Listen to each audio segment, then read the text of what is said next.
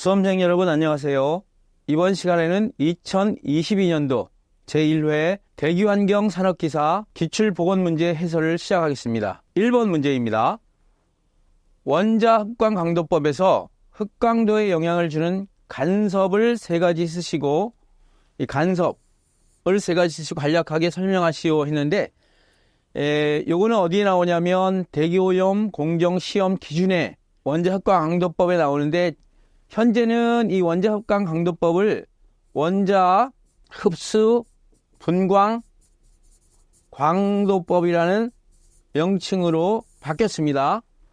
영어로는 우리가 A 또는 AAS Atomic Absorption Spectrophotometry 이렇게 해가지고 AA 이렇게 많이 쓰는데 이제 그 흡강도를 측정하는데 영향을 주는 간섭 3가지를 쓰라 그랬습니다. 정답을 보시면 굉장히 많은데 이 많은 걸 그대로 쓰는 게 아니라 이러한 간섭에는 3가지가 있다는 거 꼭 기억해 주시고요. 그 3가지는 뭐냐면 물리적 간섭, 또 분광학적 간섭, 화학적 간섭 이 3가지가 있다. 그래서 여기 보면 물리적, 분광적, 화학적 간섭으로 나누어진다 이렇게 돼 있죠. 그리고 물리적 간섭은 주로 시료의 분무 시 시료의 점도와 표면 장력의 변화 등의 매질 효과에 의해 발생된다. 이런 식으로만 간단하게 써주시면 됩니다. 뒤에 있는 거는 제가 이해를 돕기 위해서 더 공정시험 기준에 나와 있는 걸 붙인 거고요. 이러한 경우에는 시료를 희석하거나 표준 물질 첨가법을 사용하여 간섭 효과를 물리적 간섭 효과를 줄일 수 있다. 또 두 번째는 분광학적 간섭은 장치나 불꽃의 성질에 기인하는 것이다. 뭐 이런 식으로만 써도 되겠습니다. 그런데 이 분석이 사용하는 스펙트럼 선이 다른 인접선과 완전히 분리되지 않으면 분석의 정밀도와 정확도가 좀 떨어지거든요. 그럴 경우에는 파장 선택부의 분해능이 충분하지 않기 때문에 이러한 현상이 일어나서 이 말이 중요합니다. 검정 곡선의 직선 영역이 좁고 구부러져 있어서 분석 감도의 정밀도도 저하된다. 이때는 다시 분석하는 것이 좋다.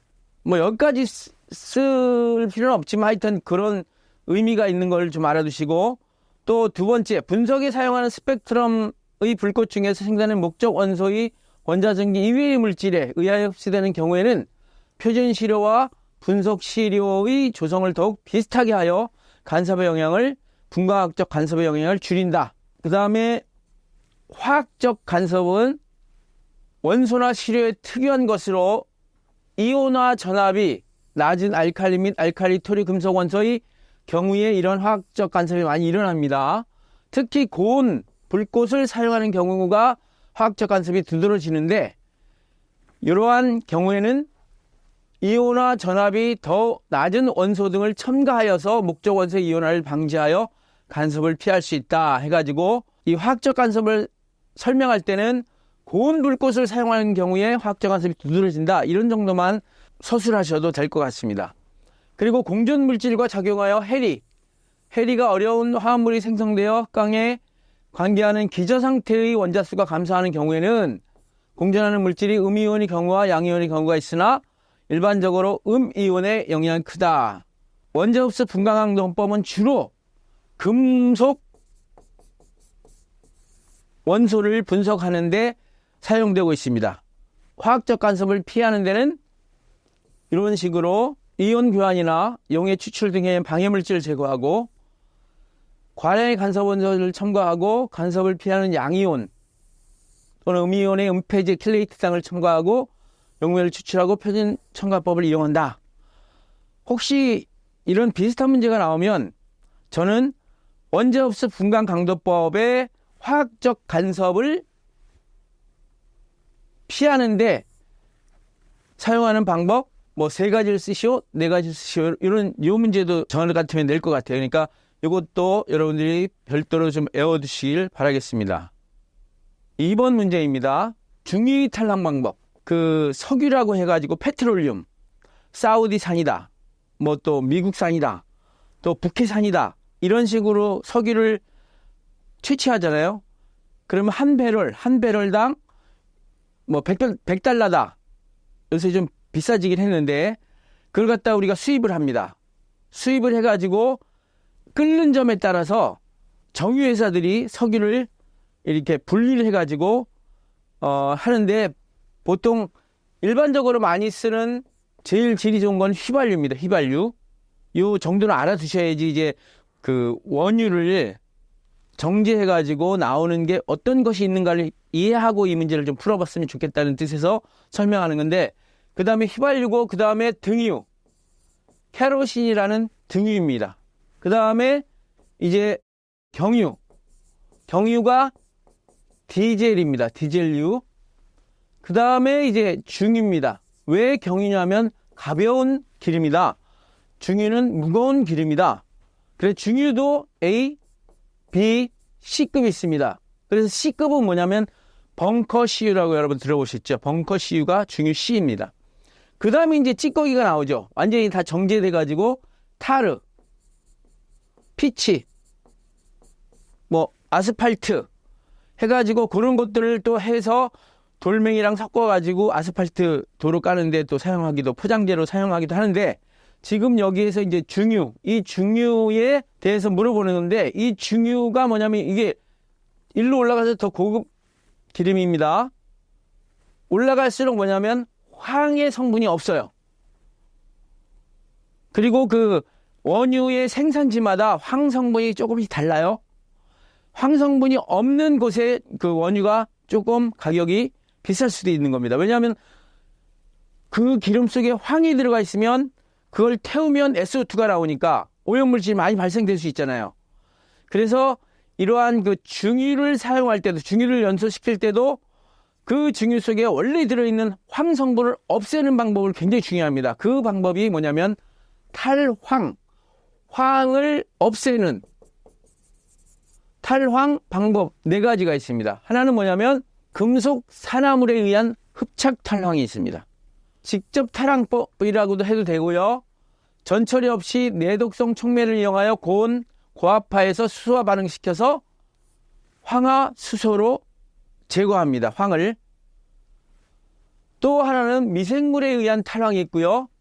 그리고 방사선 화학에 의한 탈황, 그리고 접촉 수소와 탈황, 이 4가지 방법이 있다는 거. 이건 외워두실 수밖에 없습니다. 접촉 수소와 탈황은 중간 탈황법으로 전처리를 이용하는데 반응 온도는 350에서 420도씨에서 수소에 의한 압력으로 반응이 진행되며 탈황 효과는 굉장히 좋다. 그래서 접촉 수소와 탈황 방법을 정유 공장에서는 많이 사용하고 있다. 그렇게 여러분들 알아두시면 되겠습니다. 그래서 4가지를 쓰라 그러면 그냥 이 제목만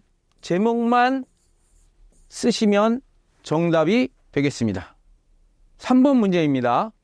연소에 따른 질소산화물의 방지 대책을 4가지 적으시오. 질소산화물 낙스라고 하죠. 방지 대책. 2021년도도 그랬고 계속해서 이 질소산화물의 방지 대책을 갖다가 시험 문제 계속 나오고 있습니다. 그래서 제가 이때 한 4, 5년치의 그 기출문제를 파악해서 봤을 때 하나의 패턴이 있어요. 출제되는 문제는 거의 출제되는 경향이 있으니까 여러분들이 한 4, 5년치의 기출문제를 꼼꼼히 잘 공부하시면 이번에 시험 보는 실기에서도 반 이상은 맞출 수 있지 않은가 이렇게 생각됩니다. 하여튼 기출문제를 풀어보는 게 굉장히 중요하다는 거 말씀드리고요. 질소산화물 방지 대책은 저온으로 연소시킨다. 또 저공기로 연소시킨다. 버너미 연소실 구조를 개선한다. 배출가스를 재순환한다. 2단 연소를 한다. 이 중에서 이제 4번, 5번이 굉장히 많이 쓰이는 방법입니다. 그래서 4가지니까 이 5가지 중에 4가지만 여러분들이 이제 선택해서 써도 되겠죠. 이 질소산화물의 방지 대책은 연료를 태울 때 사용하는 방지 대책이라는 거 기억해 주시기 바랍니다. 4번 문제입니다. 대기오염 현상 중 세류 현상, 다운워시와 역류 현상, 다운드래프트의 원인과 방지 대책에 대해서 설명하시오. 이 문제도 2021년 문제랑 똑같습니다. 그래서 세류 현상의 원인 방지 대책, 역류 현상의 원인 방지 대책 해가지고 정답을 정리해 봤는데, 세류 현상, 다운워시는 굴뚝에서 배출되는 연기의 토출 속도와 굴뚝이 이렇게 있으면 여기서 연기가 어느 정도 올라가서 이제 퍼지죠. 그럼 여기서 나가는 이 속도를 갖다가 토출 속도라고 해가지고 VS라고 합니다. 그래서 이 토출 속도가 굴뚝 주변에 여기 바람이 불겠죠. 굴뚝이 높으니까 유속보다 적을 경우에 오염물질이 어떻게 돼요? 이 바람이 토출 속도보다 적으면 이렇게 연기가 밑으로 하강하겠죠. 그래서 오염물질이 지면으로 휩쓸려 가서 굴뚝 주변의 지표 오염 농도가 증가하는 현상이 다운워시, 세류 현상이다. 꼭 알아두시고, 방지 대책은 그러면 어떻게 되겠어요? 이게 투출 속도를 높여야 되겠죠. 그래서 굴뚝 단면들을 줄여서 토출 속도를 상승시킨다. 그 다음에 배출 온도를 높이면 또 부력이 커져서, 이 부력이라는 것은 통풍력입니다. 그래서 위로 올라간다. 그 다음에 세 번째, 굴뚝 밑에 송풍 장치를 설치하여 토출 속도를 6m/s 이상으로 연기가 굴뚝에서 나가게 한다. 마지막으로 굴뚝에서 나가는 연기의 배출 속도를 굴뚝 높이에서 부는 수평 풍속보다, 그러니까 이 풍속보다 2배 이상 크게 하여 연기를 나가게 하는 거. 그 다음에 다운 드래프트란 연기 현상은 굴뚝 주변에, 이거는 장애물이 있어서 그래요. 장애물이 굴뚝 높이와 같거나 높을 경우, 그러니까 이 굴뚝에서 나간 연기 옆에 큰 어떤 빌딩이 있어가지고 있는 경우를 말하는데, 압력차에 의해 발생한 난류로 인하여 오염물질이 풍상 쪽 건물 후면으로 흐르게 되어 지표오염도 이것도 심화되는 현상입니다. 이 방지책은 뭐냐면 굴뚝의 높이를 굴뚝 주위에 있는 건물의 높이보다 이거 2.5배 높게 설치한다. 제가 2001년도에서 설명할 때 다운워시와 다운 드래프트의 방지에서 이런 내용을 4번의 내용과 2번의 내용을 쓰면서 여기를 가로치고 이거 몇 배냐 이렇게 물어보는 문제도 있다 그랬죠. 그래서 그거 기억하실 거예요. 그래서 다운워시는 토출 속도를 그 굴뚝에서 나가는 유속보다 2배 이상 크게 하고, 다운 드래프트 역류 현상은 굴뚝 주변의 높이, 건물의 높이보다 굴뚝의 높이를 2.5배 높게 설치하면 해결된다. 이런 의미입니다. 꼭 알아두세요. 5번 문제입니다. 연소 시설에서 발생하는 저온 부식, 낮은 온도에서 그 연소 시설이 녹이 쓸어가지고 망가지는 경우에 원인과 방지 대책 3가지를 쓰시오. 발생 원인은 공기열기나 이코노마이즈 등의 저온 전열면에서 이 SO3, 굉장히 산성이 강한 가스입니다. 이 SO3가 수증기와 반응해서 응축하여 황산을 생성합니다. SO2가 2분의 1 O2와 반응을 해서 SO3가 되고, SO3가 H2O랑 반응을 해서 H2SO4가 되는 그런 황산을 생성하고, 이 황산이 연소시설에 부착되어 부식시키는 현상을 이 저온 부식 발생이 원인이 되고, 그 방지 대책은 과잉 공기를 줄여서 연소하고 황성분이 적은 연료를 사용하고 연료를 전체하여 황성분을 제거하고 예열 공기를 사용하거나 보온 시공을 행하고 연소가스 온도를 산노점이 뭐냐면 이슬이 생기는 점이에요. 온도보다 높게 유지해주고 저온 부식이 일어날 수 있는 금속 표면을 내식 재료, 그러니까 부식이 안 되는 재료로 피복하여 주는 그러한 방법이 있습니다. 지금 여기 3가지를 쓰라고 했으니까 여기 이것도 6가지 중에 3가지를 쓰시면 됩니다. 6번 문제입니다. 이 2022년도 제1회 기출보건 문제를 해설하다 보니까 2001년도에 나왔던 문제가 지금 5번까지 거의 똑같이 나온 것 같아요. 근데 6번을 보시면 배출가스가 굴뚝으로 배출되는 힘인 통풍력의 향상 방안을 적으시오 해가지고, 이 통풍력을 구하는 공식, 이것도 굉장히 중요한데, 주로 이 통풍력을 우리가 P라고 표현합니다. P라고 표현하는데, P는 355H에다가 273 플러스 T A분의 1 마이너스 273 플러스 T G분의 1, 이런 식으로 이제 통풍력이 공식이 되는데, 이 통풍력 공식도 굉장히 중요하고 시험에 잘 나오니까 확실히 알아두시는데, 통풍력을 갖다 향상시키는 방향은 뭐냐면 굴뚝의 직경이 클수록 통풍력은 크고 굴뚝의 높이가 높을수록 크고요. 굴뚝 내에 굴곡이 없을수록, 그러니까 완전히 굴뚝이 직선일수록, 그 다음에 굴뚝 배출가스 토출 속도가 클수록, 그 다음에 배출가스의 온도가 높을수록 열 부력 때문에 통풍력이 세집니다. 그래서 이러한 그 5가지의 향상 방안 중에 3가지를 쓰시면 됩니다.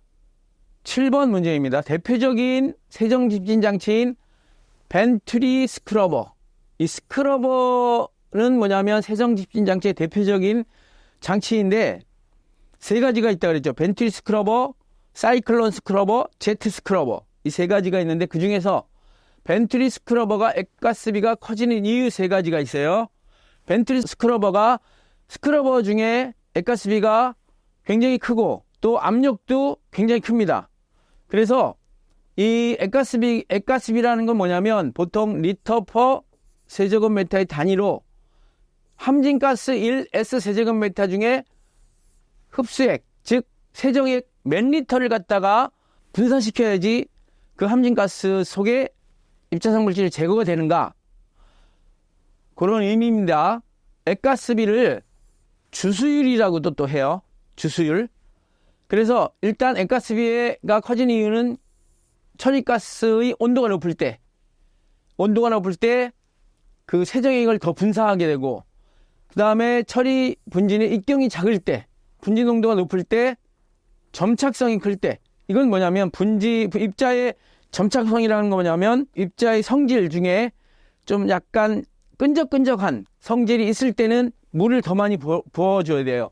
그 다음에 입자의 친수성이 적을 때, 그러니까 물과 이렇게 입자가 친하지 않은, 이렇게 써도 되고, 입자의 소수성 클 때, 왜냐면 친수성과 소수성은 반대말이니까 친수성이 적을 때, 그러면 소수성이 클 때 이렇게 써도 됩니다.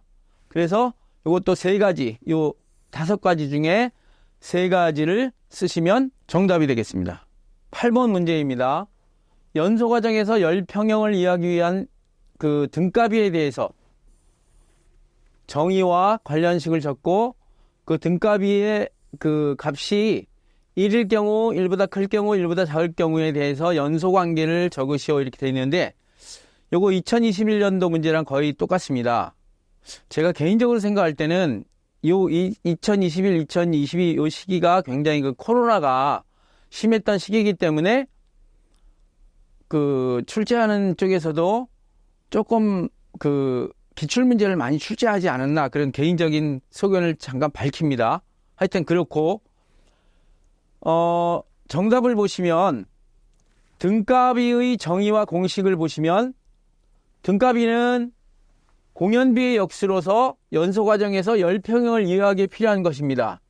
그래서 연소장치의 연료 공급과 공기 공급 중 어떤 것이 더 과잉으로 주입되는지를 판별할 수 있는 그러한 하나의 비율이고요. 공식은 이렇습니다. 등가비는 파이로 나타나는데, 실제 연료량 나누기 산화제의 비가 분자에 들어가고, 분모에는 완전 연소를 위한 이상적인 연료량 나누기 산화제의 비, 이렇게 들어가는데, 이 산화제라는 말은 이를테면 연료를 태우는데 그 보조로 들어가는 그러한 것이기 때문에 쉽게 생각하면 공기 중에 산소라고 생각하시면 됩니다.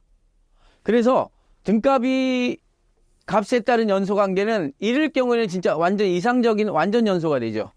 그 답은 완전 연소라고 써도 답이 확실해요. 그 다음에 1보다 클 경우에는, 이 파이가 1보다 클 경우에는 분자가 큰 거잖아요. 그러면 이 연료량이 과잉인 경우로 불완전 연소가 됩니다. 불완전 연소가 되면 CO가 증가하고 질소산화물이 감소가 되고요. 그 다음에 1보다 작을 경우에는 요 밑에 분모가 커지니까 공기가 과잉이고, 공기가 과잉이면 완전 연소는 돼요. 그렇지만 열 손실이 많아져서 1보다 클 때 그 발생되는 연소 가스를 비교해 보면 CO가 감소가 되고 낙스가 증가가 되는 그러한 특징을 가지고 있다. 이렇게 여러분들이 이해하시면 되겠습니다. 9번 문제입니다. 연소가스의 질소산화물 제거에 접촉 환원법이 사용되고 있다. 이 방법에 사용되는 환원제가 오염물질로 사용되는 경우 2차 오염을 유발할 수 있다고 하는데 환원제의 종류 2가지를 적으래요. 그 환원제가 한 4가지 정도가 되는데 그 중에서 암모니아는 빼라고 했습니다. 그래서 환원제를 우리가 살펴보면 일산화탄소 그리고 황화, 수소 이렇게 써도 되고 보통 2차 오염을 유발할 수 있는 것이 이제 CO하고 H2O고 유발할 수 없는데도 환원제로 사용할 수 있는 게 수소입니다. 그래서 이제 그 4가지의 환원제의 반응식 수소가 있고요. CO가 있고 암모니아가 있고 H2O가 있었는데 얘는 쓰지 말라 그랬고 얘는 오염 물질이 안 나오니까 냅두고 그래서 CO하고 H2S가 됐습니다. 답에 H2 쓰면 안 됩니다. 2차 오염이 안 되니까. 그리고 제가 이거 반응식을 여기다 써준 이유는 뭐냐면 반드시 이걸 외워두셔야 됩니다. 이 반응식을 이용해가지고 이 NO를 구하라, CO를 구하라 뭐 이런 식으로 나올 수 있기 때문에 이 반응식을 꼭 알아두셨으면 좋겠습니다. 10번 문제입니다. 전기 집진 장치의 집진 성능에 먼지 입자의 겉보기 고유 저항 또는 비저항은 매우 중요한 영향을 미치고 있다. 정상적인 집진율을 얻기 위해 입자의 비저항은 10의 4승에서 10의 11승 5cm 범위라고 그랬죠. 이것도 여러분 확실히 알아두시고 여기서 10의 4승 5cm 이하의 낮은 비저항일 때 발생되는 현상과 그 대책을 쓰라. 다시 한번 여러분들한테 이 단위를 빼놓고 한번 쓸게요. 요게 정상 영역이고요. 요때는 재비산이 일어납니다. 낮으면, 높으면 역전리가 일어나요. 2021년도에는 이게 10의 11승 이상일 때 물어봤고 지금은 10의 4승 이하일 때 물어봐서 재비산 현상이 일어난다. 그러시면 되고 이 재비산 현상 이런 것을 영어로는 점핑 현상이라고 합니다.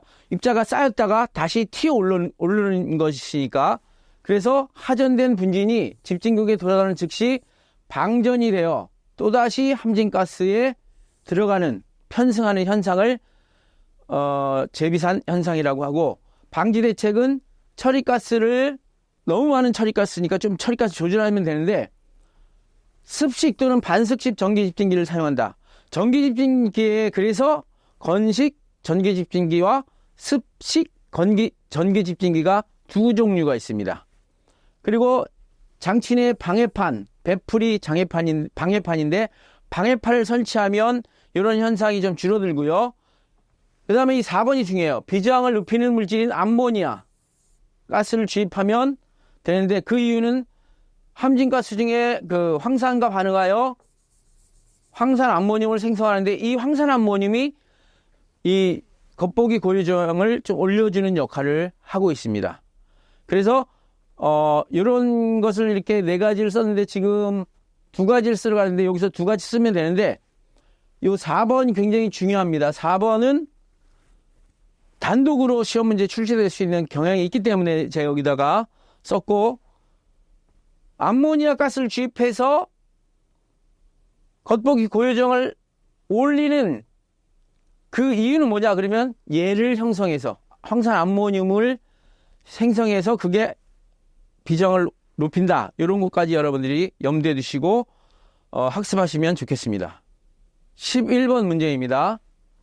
30%의 수산화 소듐을 이용한 흡수법으로 SO2 150ppm을 처리하고자 할 때에 배출가스량이 300세제곱미터/미니트인 경우 8시간 사용된 NaOH량을 구하시오. 이런 문제 나오면 NaOH와 SO2의 반응식을 모르면 이건 못 풀어요.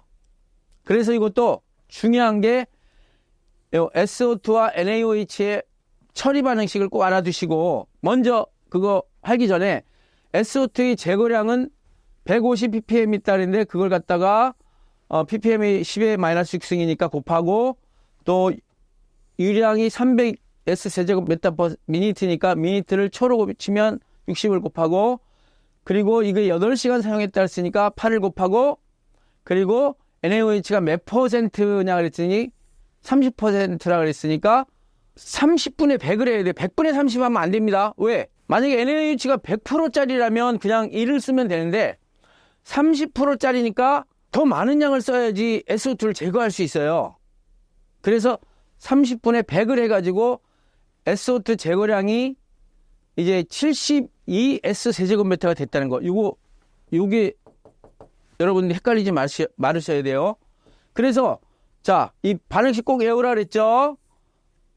사실 이 뒤에는 몰라도 되는데 SO2와 NaOH는 1대2 반응이에요. 그렇죠? 1대2 반응이죠. 그래서 22.4가 2 곱하기 40, 80kg이 있어야지, NaOH가 있어야지 22.4를 제거하는데, 그러면 72는 얼마가 있어야 되느냐? 비례식이죠. 그러면 NaOH 257.14, 30%짜리를 의미하는 겁니다. 그래서 답이 257.14kg/h이 됩니다. 잘 여러분들이 풀이 방법을 확실히 아시고, 다시 한번 말씀드리지만 이러한 계산 문제는 나올 가능성이 많아요.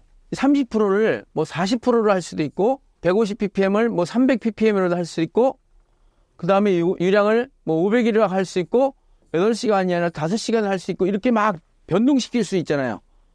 그럼 그대로 적용시켜가지고 여러분들이 문제를 풀이하시면 응용 문제도 확실히 해결할 수 있는 실력이 생깁니다. 12번 문제입니다. 도자기 공장에서 배출되는 HF를 충전탑을 이용하여 제거하려고 한다. 이때 충전탑으로 유입되는 HF의 농도가 112ppm이고 처리 후 SF의 농도가 5mg/s 제곱미터일 때 충전탑의 이동 단위수는 단위가 없습니다. 를 구하시오. 가만히 문제를 보면 여러분들 딱 느끼셔야 되는 게, 얘의 단위는 ppm이고 얘의 단위는 mg/s 제곱미터니까 이거 단위 환산을 꼭 해야 되겠구나, 그런 또 생각이 있어야 됩니다. 그래서 HF 농도 5mg/s 제곱미터 ppm으로 변환시키면 HF 분자량이 20이니까 20분의 22.4를 곱해서 5.6ppm이 됩니다. 그러면 충전탑의 처리 효율은 112가 들어와서 5.6이 됐어요. 그쵸? 그러면 효율 구하는 공식에 대입하면 효율이 몇 프로예요? 95%가 됩니다. 이 효율을 구해야지 이동 단위 수를 구할 수 있어요. 왜냐하면 이동 단위 수의 공식이 얘기 때문에 확실히 외워두세요. 시험에 잘 나옵니다. 2021년 1회 4회 때도 계속 이게 나왔어요. 그래서 여기 에타 효율 대신에 0.95를 대입하면 이동 단위 수는 3이에요. 근데 만약 여기에 이동 단위 높이가 나오면 전체적인 충전탑의 높이가 나오죠. 두 개를 곱하면 되니까. 그런 것까지 염두에 두고 이 문제를 생각하면서 잘 풀이 방법을 알아두시기 바랍니다. 13번 문제입니다. 일산화질소 농도가 100ppm인 배출가스를 환원자인 암모니아를 사용하여 선택적 무촉매 환원법으로 제거하려고 한다. 배출가스량이 50만 세제곱미터/h일 때 필요한 암모니아 양은 얼마인가? 암모니아 양을 무게로 물어봤습니다. 단 반드시 화학 반응식을 기재하여 풀이하죠. 이렇게 썼으면 화학 반응식 안 쓰면 틀린 답이 된다는 것입니다. 그래서 일단 배출가스 중에 NOVP를 S 세제곱미터/h로 바꿉니다. 요건 유량, 요건 농도 10-6승 곱했죠. 그러니까 그 배출가스 중에 NO만의 부피는 50입니다. 50S 세제곱미터/h. 그러면 이제 반응식이 나옵니다. 반응식. 이 반응식을 알고 있느냐 모르고 있느냐를 지금 물어본 거예요. 여기 반응식 기재하라 그랬으니까. 4몰과 4몰 반응을 한다는 의미입니다. 그래서 4 곱하기 22.4. 이게 NH3 암모니아 kg/h니까 이걸 kg으로 바꿔서 4 곱하기 17. NH3 분자량이 17입니다. 그러면 처리해야 할 NO 양이 50, X. 그럼 X가 이렇게 나왔죠. 37.95kg/h. 이게 답이에요. 여기까지 답인데, 제가 지금은 무선택적 무촉매 환원법이라고 해가지고 물어봐서 이게 반응식이 얘고요. 선택적 접촉 환원법이 있어요. 그건 또 반응식이 6몰과 4몰 또 반응해요. 이런 반응식도 있다. 그래서 물어보는 이 무슨 법으로 이걸 갖다가 제거하느냐에 따라서 반응식이 틀려질 수가 있으니까 여기서는 이게 답이지만 혹시 다른 문제에서 이걸로 물어보면 그 반응식은 이것이다 해서 여기다 더 써놔 봤습니다. 꼭 기억해 주시길 바랍니다. 14번 문제입니다. 황의 함량이 2%인 증류를 6,400kg/h씩 연소할 경우 10분 동안 연소한 후에 발생될 SO2의 이론량을 구하라. 여기서 증류 중의 함량을 구하면 자 봅시다. 요거 아워니까 분으로 해서 하니까 여기 60을 나눠줬어요. 요건 시간이고 요건 분이니까 60을 나눠주고 0.02 2%가 0.0입니다. 제가 채점을 해보니까 제일 헷갈리는 수험생이 2%를 0.2라고 하는 친구가 굉장히 많아요. 아닙니다. 0.02 그리고 6,400에다가 10분 동안 하니까 제거해야 될 증류기의 함량이 21.33이 나왔어요. 그러면 S 플러스 O2는 SO2죠. SO2의 발생량을 구하는 거니까 32 대 22.4는 21.33 대 X. X는 14.93 세제곱미터. 비교적 간단한 문제인 것 같지만 여러분들이 이런 그 풀이 방법을 확실히 익히셔가지고 다시 한번 얘기지만 이런 숫자가 바뀌어도 확실히 문제를 해결할 수 있는 능력을 키우시길 바랍니다. 15번 문제입니다. 사이클론, 즉 원심력 집진장치 대표적인 것 사이클론의 반경이 30cm, 입구유속이 12m/s일 때 분리계수는 얼마인가? 이 분리계수를 구하는 공식을 아느냐 모르느냐 그걸 물어보는 겁니다. 분리계수가 커야지 원심력 집진장치는 효율이 좋아집니다. 분리계수는 어떻게 되냐면 중력분의 원심력입니다. 그래서 원심력 V제곱은 입구유속이 V예요. 그래서 12의 제곱 나누기 그 반경이 30cm니까 0.3 곱하기 요거 중력가속도 해가지고 48.98이라는 분리계수가 나왔습니다. 이 문제는 분리계수의 공식을 모르면 문제를 풀 수 없죠. 원심력의 값과 중력의 값을 대입해서 이런 최종적인 공식이 나오는 겁니다. 거기에 또 이걸 숫자를 대입해가지고 분리계수를 구한 그러한 계산 문제입니다. 16번 문제입니다. 프로페인 90%, 질소 5%, CO2 5%의 조성을 갖는 기체연료가 있을 때 이 기체연료 S 세제곱미터에 대한 이론 공기량을 구하시오. 요거 연소 계산의 가장 기초적인 문제인데 이 주어진 이런 혼합 기체가 있다 그래요. 그런데 여기서 탈 수 있는 건 뭐죠? 저기서 타는 가연성 가스는 프로페인밖에 없어요. 얘도 안 타고 얘도 안 탑니다. 그래서 연소 반응식을 프로페인 연소 반응식을 세웠어요. 연소 반응식 세우는 거 계속해서 얘기했고요. 그러면 이론 공기량을 물어봤으니까 이론 공기량 1가 5죠. 5에 프로페인이 90%니까 0.9만 대입하면 돼요. 간단하죠? 그래서 최종적인 답이 21.43 S 세제곱미터 per S 세제곱미터 이런 단위를 보자마자 이건 기체연료구나. 기체연료 1 세제곱 S 세제곱미터 태우는데 이론 공기량이 몇 S 세제곱미터가 나오는구나. 그럼 이런 단위만 보면 되고 만약에 이게 고체나 액체연료일 경우에는 S 세제곱미터 per 킬로그램이 된다는 거. 그래가지고 이런 반응식을 세울 수 있느냐? 왜냐하면 여기 5가 키포인트잖아요. 그쵸? 그리고 얘는 뭐냐면 이 전체적인 혼합 기체의 프로페인이 차지하는 비율이니까 그게 이제 90%니까 0.9를 곱한 거죠. 이러한 그 연소 계산 문제 확실히 알아주시기 바랍니다.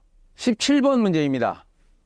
직연료 연결된 어떤 집진장치에서 사이클론의 효율이 70%, 여과 집진장치 효율이 95%. 그러니까 직연료 집진장치가 두 개가 연결될 때 여기 사이클론이고 이게 여과 백필터라고 했는데 여기에 70% 이게 95%였다 그러면 총 집진율은 이 공식 있죠. 하나 더 있으면 여기에 1-에타 3 이렇게 하면 돼요. 그래서 거기다가 에타1대 0.7 대입하고 에타2에 0.95 대입해서 98.5%. 굉장히 심플하죠, 문제가. 그런데 이러한 계산 문제는 여러분들 눈으로만 하지 마시고 제발 부탁인데 전자계산기로 진짜 한번 해봐요. 해봐서 이 답이 나오는가 확인하시는 게 굉장히 중요합니다. 그리고 이게 퍼센테이지로 물어봤죠. 근데 여기까지만 답을 쓴 친구가 있어요. 그러면 틀린 겁니다. 100을 곱했어야죠. 퍼센테이지니까, 그죠? 18번 문제입니다. 상온에서 밀도가 2000kg/s 세제곱미터, 입경이 10마이크로미터인 구형 입자가 높이 1m인 정지 대기 중에서 침강하여 지면에 도달하는 시간은 몇 초냐? 단 공기의 점도는 1.8 곱하기 10의 - 5승, 공기의 질량은 28.95, 공기 밀도를 고려해 계산하시오. 2021년도 보니까 이게 또 안 주어진 경우가 있는데 여기는 주어졌네요. 자, 그러면 일단 공기의 밀도는 로우 G라고 해가지고, 요거 G는 가스예요. 공기 가스. 그래서 1.29kg/s 세제곱미터. 침강 속도 스토크 식에 의해서 요 식은 반드시 에어투시라 그랬죠. 그래서 이걸 대입해 봅니다. 요 식에 의해서 10마이크로미터니까 10 곱하기 10의 - 6승, MKS 단위로 고치니까요. 제곱 9.8, 2000에서 요거 로우 G가 지금 여기 1.29라 그래서 1.29 빼고 18에다가 요거 점도 하니까 6.0455 곱하기 10의 - 3승 메타/세크가 됐어요. 그런데 높이가 1m라 그랬어요. 그래 침강 시간은 그 높이에서 떨어지는 이 시간을 물어보니까 이 높이 h라는 높이에서 이 vs라는 속도로 떨어지니까 vs분의 t가 돼서 왜 이렇게 공식이 되냐면 얘 지워지고 시간이 올라가서 시간이 여기 남는 거예요. 그래서 1m에 대한 요 침강 시간 이것도 좀 알아두시고 구하니까 먼지가 공기 중에서 떨어지는 시간은 165.4초가 걸린다. 이렇게 이해하시면 되겠습니다. 그리고 반드시 뭐라고요? 계산해서 이 값이 나오는지. 저도 풀이할 때 저도 계산해서 이 값이 나온 거예요. 근데 저도 실수할 수 있잖아요. 그러니까 수험생 여러분도 반드시 하셔가지고 이 값이 틀리면 산단기 카페에 질문을 해주시고 또 틀렸다고 수정해달라고 또 욕을 하시고 그런 절차를 꼭 거쳤으면 더 신뢰성 있고 더 발전된 그러한 그 문제를 제공하고 해설하는 데 도움이 되겠습니다. 예, 19번 문제입니다. 연소 조건이 아래와 같을 때 이론 연소 온도를 계산하시오. 해가지고 저발열량, 이론 연소 가스량, 평균 정압 비열, 공기 공급 온도가 나와 있습니다. 그러면 이 문제도 지난번에 출제된 문제랑 똑같은데 수치만 조금 틀립니다. 그럼에도 불구하고 계속 여러분들한테 이 해설을 하는 이유는 뭐냐면 여러분들도 이런 내용을 여러 번 들으면 또 완전 이해하는데 좋겠죠. 그래서 계속해서 또 해설을 하는 겁니다. 자, 저발열량은 연소가스와 평균 정압 비열과 온도 차를 곱한 값이랑 같다. 이런 공식이 있습니다. 그러면 이 TTH 이게 뭐냐면 이론 연소 온도를 말합니다. TH가 뭐냐면 그 이론적인 시오리티칼을 갖다 줄여서 이렇게 쓴 겁니다. 그러면 연소가스가 10이고 평균 저압비율이 0.36이고 그리고 저발열량이 만이니까 그리고 요 T는 공기의 온도예요. 그래서 이걸 계산하면 연소 온도는 이론적인 연소 온도는 2334.81도씨가 됩니다. 그래서 이러한 조건을 가지고 대략의 연소 온도를 갖다가 추측해 볼 수 있고 그 연소 온도에 견디는 그 연소실을 제작하거나 아니면 그 연소실에 이러한 연료를 태울 수 있다. 이런 어떤 그 경험치가 되기 때문에 이론 연소 온도를 구하는 요 공식 굉장히 잘 알아두시길 바랍니다. 20번 문제입니다. A 굴뚝의 배출가스 중 염소 농도가 Cl2입니다. 요거는 분자량이 71이에요. 150ml per S 제곱미터였다. 요거 밀리리터 per S 제곱미터가 ppm이랑 같은 의미입니다. 꼭 알아두세요. 배출가스 유량은 유입 전후 변함없이 100세제곱미터였다고 할 때 염소 농도를 20mg per S 제곱미터로 낮추기 위해서 제거해야 할 염소량. 그러면 자, 이 ppm하고 mg per S 제곱미터하고 단위가 틀리죠? 단위를 같게 만들어야 돼요. 그래서 20mg per S 제곱미터를 ppm으로 바꾸면 20 곱하기 m분의 22.4입니다. 그럼 6.31 ppm이 됩니다. 그럼 150에서 6.31 뺀 값이 염소 농도가 제거되는 거예요. 거기다가 유량 곱하고, 자, 그러면 여기서 보면 밀리리터, 얘가 밀리리터 per S 세제곱미터고 얘가 100이 세제곱미터니까 세제곱미터는 지워져요. 근데 밀리리터가 지금 리터로 구하라 그랬잖아요. 리터로 구하라 그랬으니까 밀리리터가 리터가 되려면 10의 마이너스 3승을 곱해줘야 되겠죠. 단위 환산을 위해서. 그러면 14.37리터의 염소 양이 된다. 이런 문제, 그 유해가스 처리 계산 문제로 많이 출제되고 있어요. 지금 여기서 염소 농도만 얘기했지만 염소가 아닌 뭐 염화수소 또는 뭐 플로로아수소 이런 거 여러 가지 나올 수 있습니다. 그래서 이러한 그 풀이 방법, 일단 단위가 틀리면 단위를 맞추고 환산하고 그 다음에 제거해야 될 양을 갖다가 유입 농도에서 유출 농도를 빼면 제거해야 될 양이니까 걔가 얘예요. 이 100은 유량을 곱하고 요거는 단위 환산을 위해서 곱해준 것입니다. 그래서 그렇게 하시고 이상으로 2022년 제1회 대기환경산업기사 실기 기출보건 문제 해설을 모두 마치겠습니다. 감사합니다.